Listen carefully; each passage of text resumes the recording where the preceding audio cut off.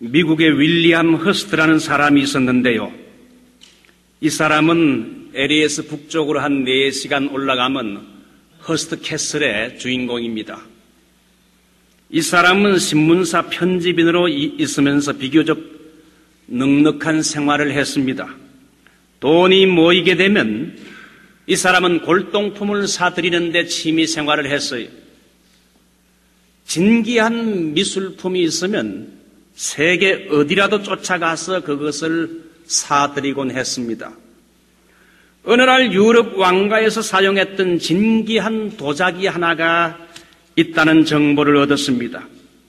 잡지에서 그 그림을 보는 순간 마음이 뛰기 시작했어요. 저걸 꼭 내가 사들여야 되겠다. 그래서 유럽 일대를 여러 차례 여행하며 추적했지만은 그 물건의 행방을 알 수가 없었습니다. 그러던 어느 날 그는 잡지에서 그 골동품이 어느 미국 사람에게 이미 팔렸다는 기사를 보게 됐어요. 깜짝 놀라가지고 누가 그걸 샀는가 자세히 이 사람이 누군가 하고 살펴보니까 자기 이름이었어요. 그 물건은 이미 자기가 사서 가지고 있는 것이지만 가져다 두기만 하고 그걸 잘 살펴보지 않은 겁니다. 자기가 주인공인데도 그걸 모르고 남이 가진 줄 알고 유럽을 돌아다니면서 구하려고 했었다 이겁니다. 그걸 모르고 찾으려고 밖으로 쏘다니며 무진장 애를 썼습니다. 여러분, 이것은 이미 내가 가지고 있는 것의 소중한 가치를 모르는 현대인들의 어리석음을 말해주는 내용입니다. 축복이란 건 어떤 새로운 것을 내가 가질 때 얻어지는 것이 아니라 이미 하나님이 지금 내게 주신 내가 가지고 있는 것의 가치를 새롭게 발견하는 것이 축복인 줄 믿습니다. 이미 내가 가지고 있는 건강, 여러분, 이것이 축복입니다. 이 건강의 축복도 평소에는 모르다가 잃어버리게 되면 이것이 얼마나 중요한지 몰라요. 우리 아버지가 스트로크 와서 쓰러지게 되면서 이제 열심히 운동도 하면서 나중에 하시는 말씀이 사람이 저렇게 걸어 다니는 걸 보면서 내가 옛날에는 걸어 다니는 것에 대해서 감사를 못했는데 병을 얻고 보니까 걸어 다니는 것이 엄청난 축복이구나. 그때서야 깨닫게 됐다고 그래요. 하나님이 내게 주신 가족, 남편과 아내의 가치를 깨달아야 됩니다. 너무 오래 옆에 갇혀 있다 보니 남편과 아내의 가치를 잘 깨닫지 못하는 사람들이 많습니다. 제가 아는 장로님은 부인이 암으로 세상을 떠나게 되면서 부인이 있을 때는 몰랐는데 1년 동안 없이 혼자 사는 가운데 부인의 빈자리를 아쉬워하며 눈물 흘리는 걸 본 적이 있습니다. 목사님, 제 처가 있을 때는 그 가치를 잘 몰랐는데 없으니까 그렇게 허전하고 부인의 가치를 새삼 깨닫게 됐다는 겁니다. 여러분, 그 외에도 우리에게 주신 직장과 일터, 하나님이 내게 그리스도를 통해 주신 놀라운 구원의 은총, 하나님이 내게 주신 나성서북교회, 내게 주신 설교자와 목회자들, 영적인 지도자, 그 가치를 깨달아 하는 것. 그러므로 은혜가 뭡니까? 은혜란 건 여러분 어떤 새로운 것을 다시 받는 게 은혜도 되지만은 이미 하나님이 내게 주신 축복을 그 가치를 다시 새롭게 평가하는 것이 은혜인 줄 믿습니다. 그렇게 생각하게 되면 하나님께 어떤 새로운 것도 구하지만은 이미 내가 받은 것을 감사하고 작은 것에서부터 자족하며 참 나는 복을 받은 사람이구나 이렇게 고백하게 됩니다. 하나님이 내게 주신 은혜를 느낄 때에 우리는 무엇을 해야 됩니까? 하나님의 주신 은혜를 느낄 때에 찬송해야 돼요. 하나님의 은혜를 생각할 때에 할렐루야 찬송이 절로 나오네. 하나님의 은혜를 발견하게 되면 감사하고 땡큐 롤 찬송을 해야 됩니다. 숲과 나무가 제 아무리 아름답다 할지라도 새들의 노래가 없는 숲은 여러분 죽은 숲과 같지요. 음산한 분위기만 듭니다. 영적인 세계도 마찬가지입니다. 우리가 열심히 교회 생활도 하지만은 찬송이 없는 교회 생활, 신앙 생활은 여러분 영적으로 죽은 신앙과 같아요. 우리 개인과 교회 생활에 찬송이 살아나기를 바랍니다. 찬송이 꽃처럼 피어나기를 바랍니다. 찬양이 살아나면 신앙생활이 살아나게 되고, 찬양이 살아나게 되면 교회가 영적으로 힘을 얻게 됩니다. 성령 충만한 교회가 되는 것입니다. 오늘은 저희 교회가 오후에 성가대 헌신 예배를 특별히 드리는데, 그래서 오늘은 아예 하루 종일 찬양에 대해 생각하는 찬양주일로 지킬까 합니다.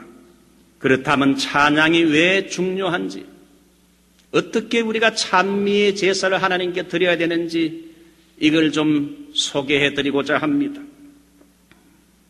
오늘 여러분이 나누어 준 설교 노트를 여러분이 앞으로 참고하기 바랍니다. 그걸 적어서 집에 가서도 복습하기 바랍니다. 왜 찬양이 중요한가? 제일 첫 번째, 찬양할 때 하나님이 우리를 찾아옵니다. 찬양할 때 주님이 우리를 신방한다는 겁니다. 시편 22편 3절을 보게 되면 이스라엘의 찬송 중에 거하시는 주여 주는 거룩하시니이다. 여러분, 우리가 믿고 섬기는 하나님은 어디에 계십니까? 하늘에 계신 우리 아버지, 바로 위에 있는 하늘이 아닙니다. 삼청천의 하늘. 요한계시록 4장을 보게 되면 전 우주를 통치하는 여러분 보좌가 있는데, 그것이 바로 하늘 보좌에 계시는 우리 하나님은 하늘 보좌에 우리를 초월해 계신 분이시지요. 그러면 우리를 초월해 계신 하늘 보좌에 계신 그분께서 늘 하늘 보좌에만 계시는 것이 아니라 우리에게 찾아오시는데, 하나님은 어떻게 우리에게 찾아오시는가? 하나님의 백성들이 예배를 드릴 때에 오늘 우리의 현장에 찾아오십니다. 찬송을 할 때에 하나님은 우리의 예배의 현장에 찾아옵니다. 그 천사들과 함께 찬송하는 현장에 찾아오십니다. 그러므로 찬양은 하나님의 그 보좌로부터 우리 가운데 임하시는 브릿지, 다리 역할을 합니다. 시편 68편 14절을 보게 되면 하나님께 노래하며 그 이름을 찬양하라. 타고 광야에 행하시던 자들을 인하여 대로를 수축하라. 그 이름은 여호와시니 그 앞에 뛰놀지어다. 하나님이 구원을 행하시도록 대로를 닦게 하는 게 무엇입니까? 하나님이 그 가운데 대로를 타고 오시게 하는 것이 무엇입니까? 그게 바로 찬양이란 겁니다. 찬양은 사막 가운데서도 하나님의 대로를 수축하게 하는 길입니다. 하나님을 찬양할 때에 하나님은 찬양의 대로로, 찬양의 고속도로로 나의 삶에 직행해서 나에게 와서 구원을 베풀어 주신다는 겁니다. 그러므로 찬양 속에 우리 하나님이 임재하십니다. 하나님은 우리의 찬양을 타고 천사들과 함께 우리를 방문하십니다. 찬양은 왕이신 하나님의 고속도로를 닦는 길과 같아요. 찬양할 때에 하나님은 나의 환경 가운데 찾아오시고 신방하십니다. 여러분의 차에서, 골방에서 하나님을 경배하고 찬양하십시오. 그 자리에 주님이 오시는 줄 믿습니다. 한국의 김동호 목사님이란 분의 책을 읽어보니까 한 번은 이 목사님이 교회의 어느 교우와 의견이 대립되어 심하게 다툰 적이 있었습니다. 이것이 마음의 부담과 상처가 되어 잠을 자려고 왔는데 잠을 잘 수가 없습니다. 밤내 잠을 이루지 못하고 이리 뒤척 저리 뒤척 그러는 가운데 벌써 새벽 4시가 됐어요. 4시쯤 됐을 때 자기 머릿속에 찬송가 한 장이 떠오르기 시작했습니다. 그래서 찬송을 하게 됐는데 그것이 찬송가 434장 나의 갈 길 다가돌이라는 찬송인데 2절 보면 특별히 어려운 일 당한 때도 족한 은혜 주시네. 나는 심히 고단하고 영혼 매우 가라나 나의 앞에 반석에서 샘물 나게 하시네. 나의 앞에 반석에서 샘물 나게 하시네. 다 같이 불러보죠. 나의 갈 길 다가도록 예수 인도하시니 어려운 일 당한 때도 족하는 내 주시네. 나는 심히 고단하고 영혼 매우 가라나 나의 앞에 반석에서 샘물 나게 하시네. 나의 앞에 반석에서 샘물 나게 하시네. 어려운 일 당한 때도 족한 은혜 주시네. 나는 심히 고단하고 영혼 매우 가라나 나의 앞에 반석에서 샘물 나게 하시네. 새벽 4시에 찬양을 하게 됐습니다. 그 가사에 깊은 위로와 은혜가 됐습니다. 눈에서는 눈물이 나고 뜨거운 마음으로 찬송을 불렀습니다. 하나님의 임재가 느껴지고 큰 위로와 용기를 얻고 밤새 고생하던 마음의 상처도 치유가 되고 의견 대립으로 다투었던 사람과도 나중에 잘 화해가 됐습니다. 여러분, 찬송 한 장으로 풀기 어려운 문제를 풀 수 있었다는 겁니다. 찬양할 때 하나님께서 임합니다. 찬양할 때 하나님의 은혜가 임합니다. 하나님이 임하시게 되면 모든 문제가 풀립니다. 두 번째, 왜 찬송이 중요한가? 찬송할 때 치유가 일어나게 됩니다. 조지아주의 슐레라는 분은 차량 정비소를 했는데 만능술이, 우리 집은 모든 걸 다 고칩니다. 만능술이 단 마음이 고장난 것은 제외 이색적인 간판을 내걸었어요. 그래서 주변에 있는 마을까지 좋은 광고로 효과를 봤다고 합니다.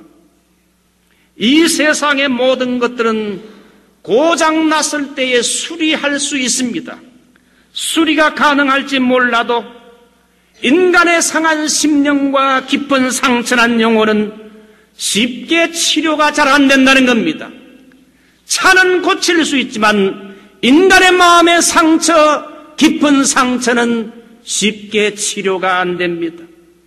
오늘날 교회를 찾아오는 이민자들에게는 이런 숨은 상처를 가진 사람들이 많이 있습니다. 이러한 상처와 인생의 문제를 치유할 수 있는 길은 성령님의 역사로만이 가능합니다. 우리 예수님이 찾아와야 그 문제가 치유됩니다. 성령님이 오시면 그분은 우리의 상처를 어루만지고 치유하기 시작합니다. 성령의 역사는 예배에서 특별히 두 가지 채널을 가지고 있는데, 제일 첫 번째는 설교자의 말씀을 통해서 성령님이 우리의 상한 마음과 상처를 치유합니다. 말씀의 금으로 수술하여 치유합니다. 두 번째는 찬양입니다. 성령님은 찬양을 통하여 성도들의 영혼을 치료합니다. 바람이 불게 되면 안개가 물러가듯이 찬양의 바람, 말씀의 바람이 성령을 타고 불어오게 되면 우리 속에 낀 안개와 같은 어둠의 세력들이 말씀을 듣고 찬양하는 가운데 물러갈 줄 믿습니다. 염려와 두려워하고 불안하는 마음이 예배를 드리고 말씀을 듣고 찬양하는 가운데 안개와 같은 것이 사라진다는 겁니다. 이만큼 찬양은 치유의 능력이 있어요. 서울 명성교회를 심호하는 김삼한 목사님의 책을 읽어보게 됐는데, 이분이 청년 시절 군대 가기 하루 전날이었습니다. 여러분, 남자가 영장을 받아놓고 내일 군대 간다 그러면 솔직히 이젠 죽었구나. 이제 몇 년 동안 엄청난 고생을 하겠구나. 군대 가기 전날 밤은 매우 불안하고 두려운 법입니다. 보통 한국 남자들이 군대 영장 받아 내일 군대 간다 그러면은 친구들과 술집에 가서 술 마시면서 친구들과 함께 술 마시면서 술 주정하기 쉽지요. 근데 이 김사만 청년은 교회를 다녔기 때문에 집안 형수님이 장로 부인이기 때문에 야, 내일 군대 가지만 내하고 교회 가자. 그때 그 교회에 부흥회가 있는데 가자 그랬어요. 할 수 없이 따라 나섰는데 한 겨울에 저녁 7시에 부흥회가 시작하는데 부흥회 딱 참석해 보니까 부흥 강사가 와가지고는 아니 설교는 안 하고 자꾸 찬송만 하는 거예요. 그래서 젊은 나이에 속에서 화가 나고 신경질이 났어요. 아니 찬송을 한 번 부르면 되지 똑같은 찬송을 왜 계속 30분 1시간 부르는가. 집에 가고 싶었지만 체면상 형수 때문에 참고 앉아 있었어요. 그때 무슨 찬송을 불렀는가 하면 전성을 향해 가는 성도들아 앞길의 장애를 두려 말아라. 찬송가 401장을 1시간 동안 계속 부르는데 처음에는 똑같은 찬송을 계속하니까 속에서 열불이 나고 팔짝 뛰고 정말 죽겠는데 나중에는 아예 포기해버렸어요. 이젠 갈 수도 없고 에라 될 대로 되라 포기하고 나서 따라 부르게 되면서 그때부터 가사에 은혜가 임하기 시작했어요. 눈에서 뜨거운 눈물이 펑펑 쏟아지기 시작했어요.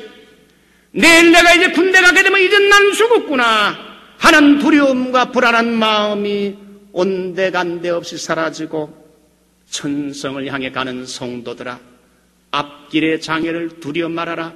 성령이 너를 인도하시리니 왜 지체하고 있느냐. 하나님이 자기의 길을 인도해 주실 것이라는 강한 확신이 오게 되면서 큰 힘을 얻게 됐어요. 같은 찬송가를 오래오래 여러 번 부를 때 주어지는 감격을 그전에는 전혀 몰랐는데 김사만 목사는 그때 찬송 중에 역사하시는 성령님의 신기한 역사를 첫 번 그가 처음 했다고 합니다. 천성을 향해 가는 성도들아 앞길의 장애를 두려 말아라. 성령이 너를 인도해 주신다. 나가세 천성을 향해 나가세. 그 찬송을 수십 번 부르다가 김사만 목사가 은혜 받아가지고 나중에 저렇게 훌륭한 목사가 되고 큰 목회를 하고 있다는 거 아닙니까? 여러분에게도 그런 은혜가 임하시기 바랍니다. 오늘 시편 30편 11절로 12절을 보게 되면 주께서 나의 슬픔을 변하여 춤이 되게 하시며 나의 베옷을 벗기고 기쁨으로 띠띠우셨나이다. 이는 잠잠치 아니하고 내 영광으로 주를 찬송케 하심이니. 찬송할 때 어떤 역사가 일어나는가? 슬픔이 물러가고 춤이 되게 하시고 베옷을 벗기고 기쁨이 되게 한다는 것이요. 찬송하게 되면 슬픔이 도망가게 된다는 거예요. 슬픔이 변하여 춤이 되게 한다. 여러분 엔돌핀의 4000배 효과를 주는 다이돌핀에 대해서 한번 들어보셨습니까? 최근 의학이 발견한 호르몬의 엔돌핀은 우리가 잘 알듯이 암 치료와 통증 해소에 큰 해소가 된다고 합니다. 큰 효과가 있는데 근데 엔돌핀보다 4000배 이상의 강한 다이돌핀이라는 것이 발견이 됐어요. 목사님 그러면 다이돌핀이 언제 생성됩니까? 제가 그 인터넷을 통해서 보니까 다이돌핀이 언제 생성되는가? 큰 감동을 받을 때 보통 때 느끼지 못하는 큰 감동을 받을 때 다이돌핀이 나온다는 거예요. 좋은 노래를 들었거나 아름다운 풍경에 압도가 됐다든지 엄청난 사랑에 빠졌을 때에 혹은 새로운 진리를 깨달을 때 우리 몸에 놀라운 변화가 일어나면서 새로운 과거에 없던 새로운 호르몬 유전자가 발생해서 우리 몸의 면역 체계를 강화하면서 몸 안에 있는 암을 공격한다는 겁니다. 그래서 다이돌핀이 생성되게 되면 암이 한 방에 녹아내리고 기적이 일어난다는 거예요. 이것이 흔하지 않지만 큰 감동을 받을 때 그런 일이 일어난다는 거예요. 이 다이돌핀이라는 건 우리가 교회 와서 예배를 드리고 말씀을 통해 찬양과 기도를 통해 성령의 큰 은혜를 받을 때에 성령님이 주시는 선물인 줄 믿습니다. 우리의 예배 시에 찬양을 통해 감동을 받거나 말씀의 은혜를 받아 감동을 받으면 우리 몸에서 암세포를 녹여버리는 이런 성령의 역사가 일어난다는 것. 이런 다이돌핀과 같은 찬양을 많이 해봅시다. 그래서 은혜 받으면 영육간의 문제가 해결돼요. 그래서 여러분 병자를 위한 치유 집회를 할 때는 찬양을 많이 불러야 돼요. 찬양은 기적을 일으키는 다리오 열쇠와 같아요. 빛이 오면 어두움이 자동적으로 물러가는 것처럼 찬양하면 어둠의 세력이, 염려와 근심과 질병의 어둠의 세력이 빛과 같은 찬양이 오게 되면 물러간다. 그러므로 예배가 찬양이 살아나야 되고, 예배가 살려면 찬양이 살아나야 되고, 정말 감격적이고 폭발적인 찬양이 있어야 할 줄 믿습니다. 왜 찬양이 그렇게 중요한가? 세 번째, 우리 인생의 문제를 완전히 역전시키고 반전시킨다. 이게 찬양이. 역대하 20장 20절로 23절을 보게 되면 여호사밧 왕 때에 암몬 자손 모압 세일산 사람들이 수많은 병력을 거느리고 쳐들어왔습니다. 여호사밧 왕은 두려워하여 수적인 열세 가운데서 하나님께 기도했어요. 백성들에게 금식 기도를 부탁했어요. 여호사밧 왕은 여호와의 전 앞에서 기도합니다. 우리 하나님이여 저희를 징벌하지 아니하시나이까? 우리를 치료하는 저 큰 무리를 우리가 대적할 능력도 없고 어떻게 할 줄도 알지 못하였고 오직 주님만 바라보나이다. 그렇게 기도했어요. 기도 후에 전쟁에 나가는 군인들에게 너희는 여호와를 신뢰하라. 그리하면 서리라. 선제를 신뢰하라. 그리하면 형통하리라.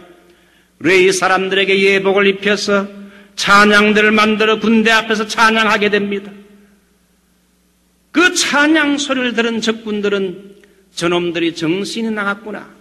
전쟁터에 와서 싸울 생각하지 않고 노래나 부르다니 비웃었을 줄 압니다.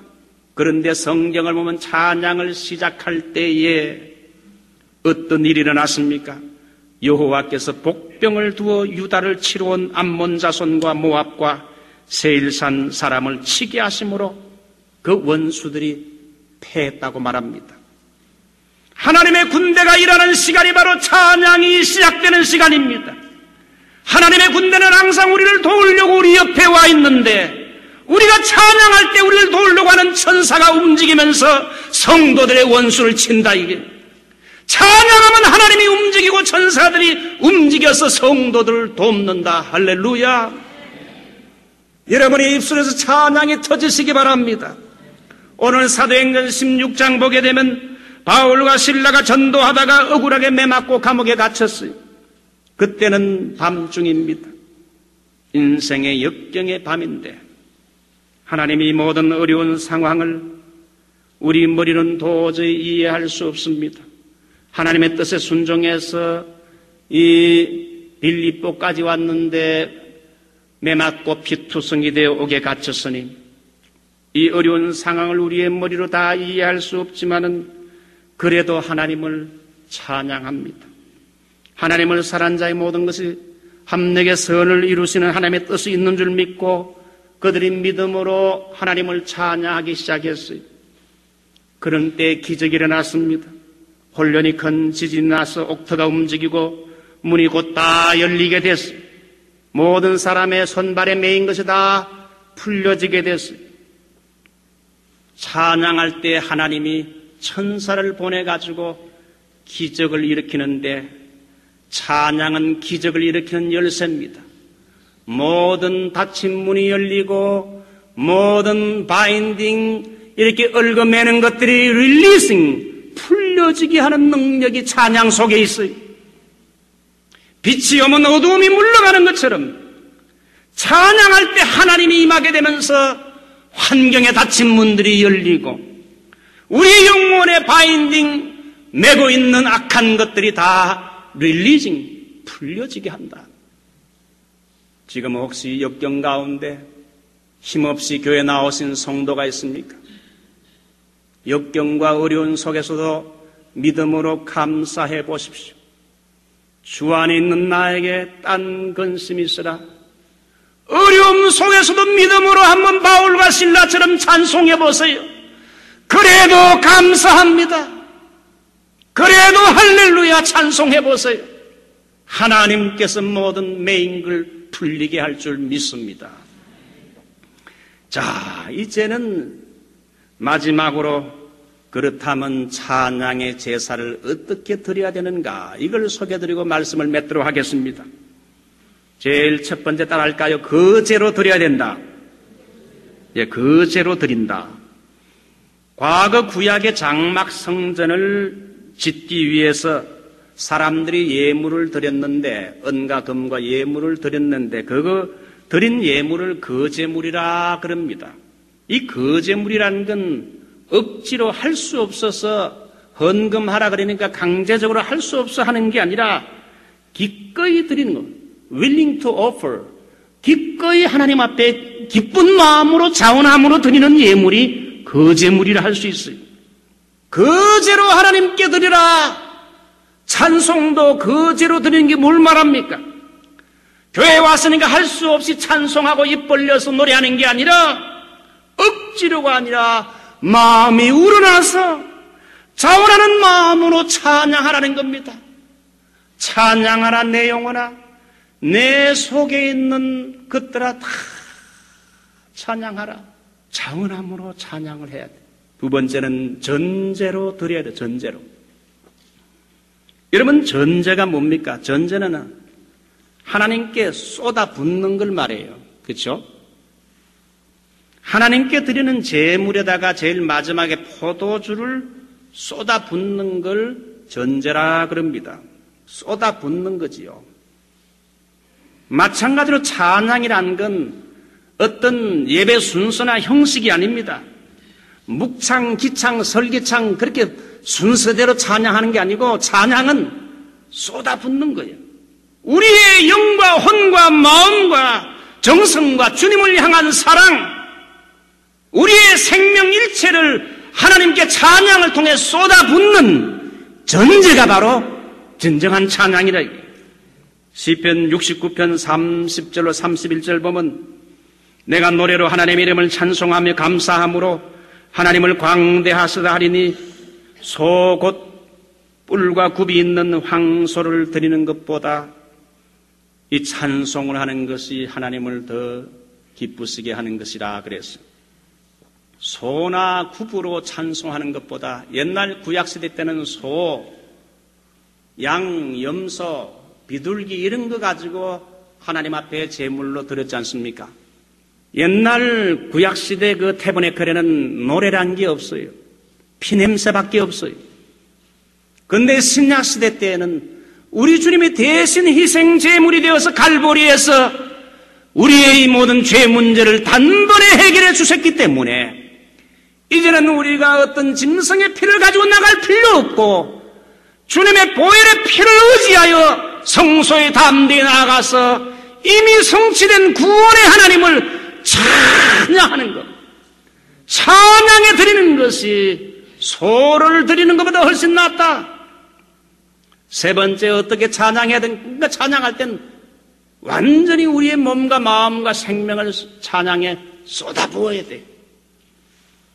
그 다음에 세 번째 찬양은 어떻게 된가? 창화해야 돼. 창화.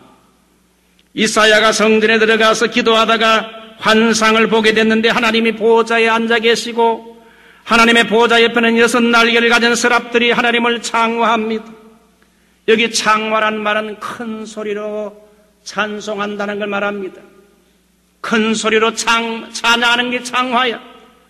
거룩하다, 거룩하다, 거룩하다 삼위일체 하나님을 말하는 거지요. 만군의 여호와여 그 영광이 온 땅에 충만하도다.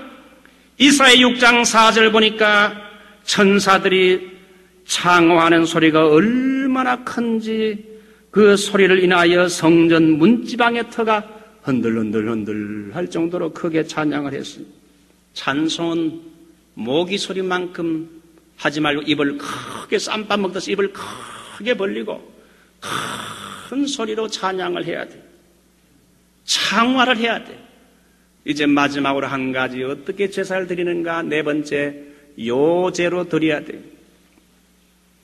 여러분, 하나님께 드리는 구약의 제사 중에 요제라는 것이 있는데 이것은 빵이나 과자 혹은 어린 양의 어깨를 흔들어서 드리는 걸 말합니다. 제물을 흔들어 드리는 것이 요제인데 여러분, 찬양할 때도 요제 찬양을 해야 돼. 우리가 조용히 경건대 입술로만 찬양할 수도 있지만은 어떤 때는 흥이 나면 박수도 치고 어떤 때는 손도 들고 어떤 때는 전체 회중이 몸을 좌우로 약간 흔들면서 어깨를 들썩들썩하면서 찬양하는 거, 이거 여러분 불경건한 거 아닙니다. 이게 바로 요제 찬양과 흔들어서 드리는 거예요. 제가 과거에 교회를 개척할 때에 미국 펜테코스탈 교회를 빌려본 적이 있는데 틈틈이 그들이 어떻게 예배를 드리는가 주일 예배를 참관했어요. 예배 시에는 주로 5곡에서 6곡을 찬양을 하는데 연속적으로 부르는데 찬양하는 시간은 전부 일어나서 찬양합니다. 우리 한국 교회만 이렇게 앉아서 하지만은 여러분 미국 교회는 전부 찬양할 때는 일어나서 찬양해요. 한 20분간을 찬양을 해요. 그러다가 어떤 때는 여러분 열정적인 찬양을 하는데 온몸으로 춤을 추듯이 어깨를 들썩거리면서 몸을 흔들면서 때로는 박수를 섞어가면서 이렇게 찬양하는데 보기에 그렇게 여러분 나쁘지 않았다는 거예요. 은혜가 되고 인상적이구나. 이것이 바로 요제의 찬양이요.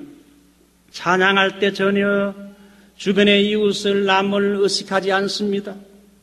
어린아이처럼 하나님이 내게 주신 은혜와 구원의 은총을 기쁨으로 온몸으로 입술로만이 아니라 온몸으로 하나님을 찬양하고 있었어요.